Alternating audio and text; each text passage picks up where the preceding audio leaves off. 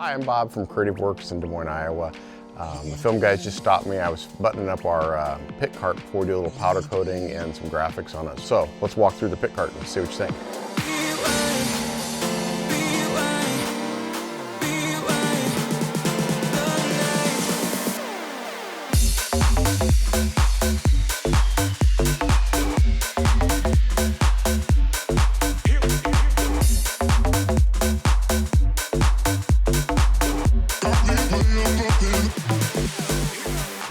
So we started with a 2x3 steel chassis down there, and we used some golf cart wheels and tires. And then we put a snap-on toolbox in. From the 2x3 chassis, we kind of built a grid work out of 1x1 and 1x2 tubing. And then we riveted with aircraft rivets. They're little flush head rivets. So when we put the graphics on, you really don't see them. And since I'm not a master sheet metal worker, instead of making these fancy doors, I actually took just 1/8" aluminum and then used a piano hinge with it and made the doors so they kind of open and close like that. We made a little bench top that slides in and out that locks in place, so we got some storage down in there. I'm going to powder coat this lid black probably. They're going to wrap it with some livery. I have no idea what they're going to do with it when it's done. The graphics guys are playing with that right now. We did put a little TV in because when we're at the track, there's some live timing and scoring stuff. It's kind of nice. We can screen mirror from our phones or a smart tablet or anything into this TV, so we can at least see where the other cars are running on the track. These smart TVs are pretty inexpensive anymore. I think this one was a Samsung for a couple $100. I did put some LED lighting in, so at night if we need to do some work or inside the cabinets, they light up so we can see what's going on inside the pit cart. Makes it super handy. If we want to go to the back of the pit cart, I'll kind of show you some features we put in. When we're at the track, there's the possibility of a car catching on fire. We did stick a removable fire extinguisher box on the outside. The nice thing about that is, if you're fueling a car, the neighbor's car has something catch on fire, something happens to a trailer or truck, it's always a good idea to have a fire extinguisher in the pits with you.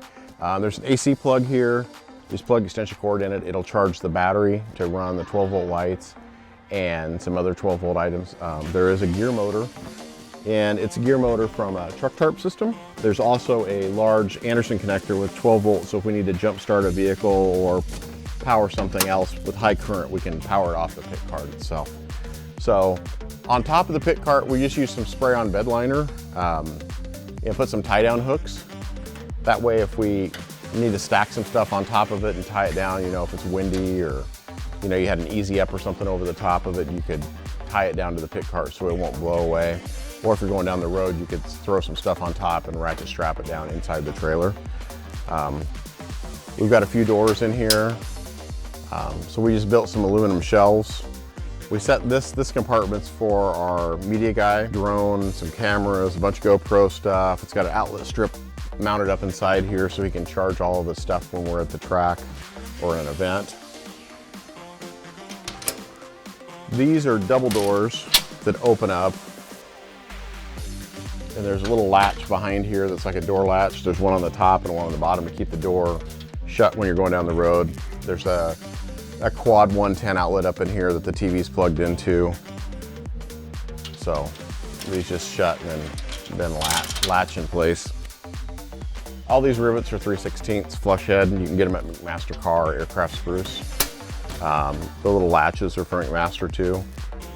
They're just stainless. This is mostly alignment stuff down here. So we got caster camber gauges, scales. This is kind of spare electronic stuff and brake pads. So a truck that we're fielding right now in the Optimus series, we have a spare harness, starter, alternator, kind of some of that stuff to go with it just in case something happens. We got some toe plates and some miscellaneous stuff in there. Come around to the front. So this is the front of the pit cart. We got this front axle assembly from Nitro Manufacturing. It's got go-kart style brakes on it, and it's got a little Willwood mass cylinder to be kind of like on a motorcycle, and it's got parking brake on it too, which is kind of cool, so you can lock it in. Got a little rocker switch here that's kind of cannibalizing stuff. This is off a worn winch for like an ATV winch. And we've got it set up so that actually the cart can go backwards and forwards with our electric motor. There's a little handle stay here. I found that at McMaster Car. So it keeps that handle locked in place. And then if you want to remove the handle, you can lift up on this mechanism and it comes out. You know, like if you were in a tight pit area and you didn't want the handle in there. And then we put like a Jiffy Tight connector and a Deutsch connector on the electrical stuff, so we can just unplug it and plug it back in. Pretty nice little getup. So there'll be some in-video links, and we wanted to make this a kind of a do-it-yourself project. Obviously you need to have the minimum. You'll need like a 110 or 220 MIG welder. You need some sort of bandsaw or chop saw to chop up metal. These aluminum panels, I'd suggest getting them from somebody who has like a high-def plasma or water jet table. You'll need some drills, some aircraft rivets.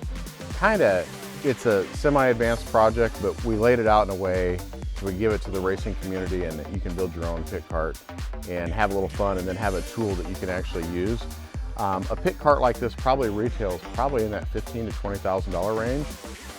I think we're probably around $6,000 or $7,000 all in, including paint, materials, tires, battery, everything that we did. So have fun with the project and let us know if you have any comments.